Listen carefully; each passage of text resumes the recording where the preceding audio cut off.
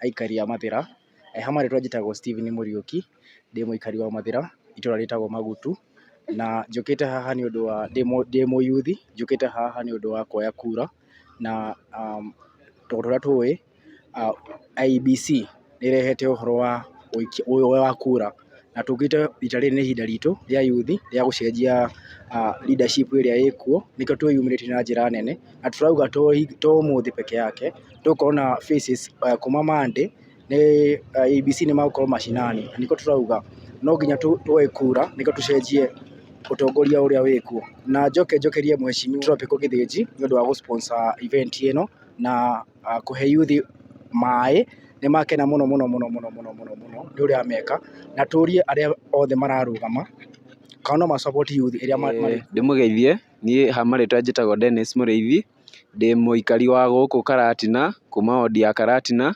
itũra-inĩ rĩa Gĩthima, na ndĩ mũyuthi, ndĩ Gen Z, tũkoretwo tũkĩ-mobilize nĩgetha ayuthi othe meyumĩrie o kũrĩa marĩ, moke tuoye kandi.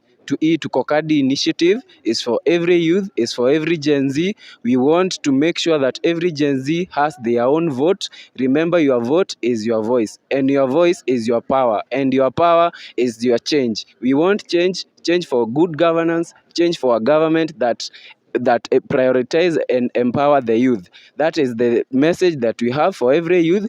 Sisi tuko Kadi. Je, wewe? This is Mathira newspaper.